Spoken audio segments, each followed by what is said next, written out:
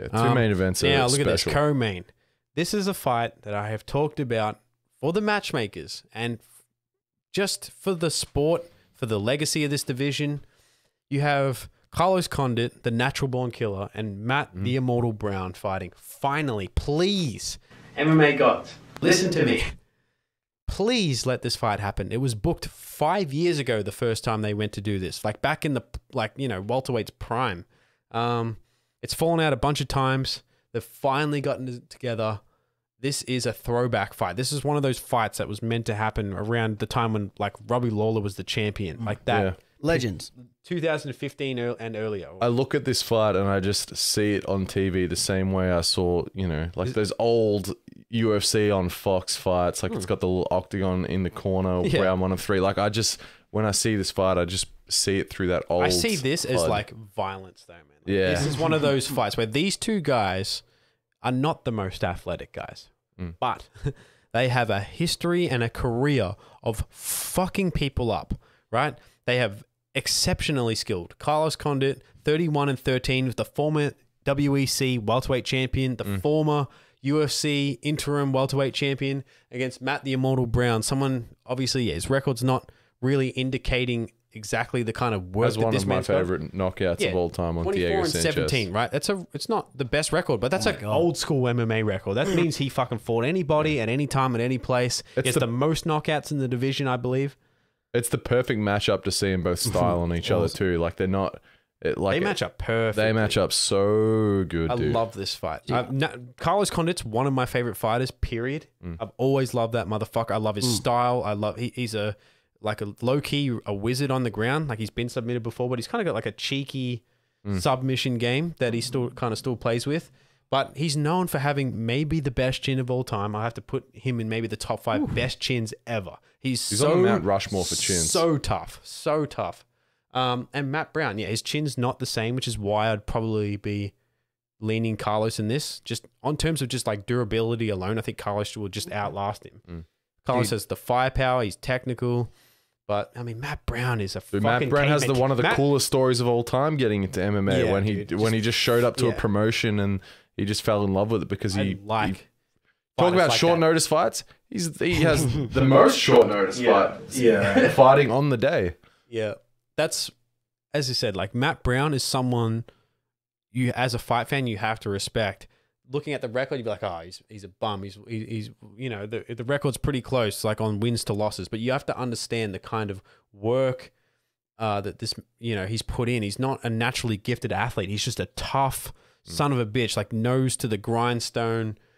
He's a grimy bastard. Yeah, he is, man. He makes fights ugly. He has a win over Wonderboy Thompson too. When Wonderboy is just an absolute outstanding striker, and he just made that fight dirty, man. He came after Wonderboy, took him down, beat him up. Dude, I saw that elbow classic. Yeah, that's right. Diego Sanchez, one of my favorites. Probably the best elbow. Do you know why I like that so much? One is like the elbow and the reaction from Diego Sanchez. The way he's like folded, dude, like origami, like a lawn chair, dude, face to the ground. No, but he like grabs him, like almost looks like he grabs him like close to the back of his head and just like lines it up with his face. He walks away and he's got he just points like.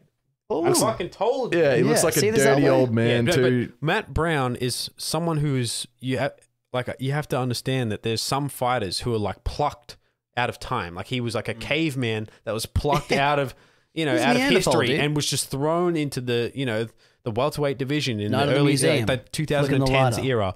Before MMA was cool, you'd say too. Both of these guys are like they were into MMA before it was cool. Like they do it because of. Carlos Condit's been fighting for like 20 years, I think, 21 years. I think he debuted probably like, 2000, maybe earlier. I think he's been fighting since he was 16 years old professionally, which is insane. His name. Educate your boy here, okay? If I'm going to go before bed tonight, because producer Doodle's still getting used to all these names in MMA. And I know Carlos Condit is like one of the... Condit, how do you... Condit, sorry. Natural born killer, NBK. Condit, as I was just saying, educate your boy, because what fight should I watch before I go to bed tonight? Yeah. Robbie Lawler. He does not win that fight, but it's debatable that he does. Robbie Lawler versus Carlos Condit might be the best fight ever.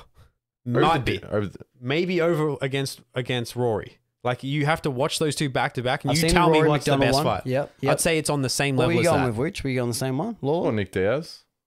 Okay. He He did, did. didn't he? Yeah, he No, did. he's got a bunch of excellent fights. I would say But that's the quintessential fight I'm you need gonna to watch. one. Yes, Yeah? the quintessential fight is against Robbie Lawler for the Okay. title. Give The it a little- best, maybe the best they've ever looked. Split that out before bed. He's a man's man of fighting. You could. He's got a lot of good fights. Did he fight Josh Thompson, or am I tripping balls here? No. Definitely did. Tripping balls. Thompson was a 55er. Okay. That's the fight you want to watch. And Matt Brown, I'd just say, check out the Diego Sanchez fight just for that knockout. But he's had a bunch of really great fights too. I mean, Matt Brown gave Robbie Lawler a great fight too. That was just the period of time where Robbie Lawler was the man. But I mean, that's a great co-main. I love that the old guys, they're doing these kind of old veteran fights. They hardly ever do this. They don't always seem old though. No, but they always feed the old veteran types to the young lions. Jeez, they are kind of old. I appreciate when the UFC does this, right? They pair guys who are sort of at the same point in their career. A couple of fights from retiring, a little bit over the hill, but are still, they can They're still not bang. making the fight to advance anywhere in the rankings. Like, it's just the perfect it's just style fun, matchup. man. And this is a great co-main. It's like a legends match, isn't it? Really? Pretty much, Absolutely. yeah. You have two legends of this division, two of the best that have, best of a generation. All right, speaking of legends. And I'm going with Carlos Condit. I'm sorry. I think Carlos knocks him out. Yeah, I'm not disagreeing with you. Speaking of legends, though, how Yeah, legend.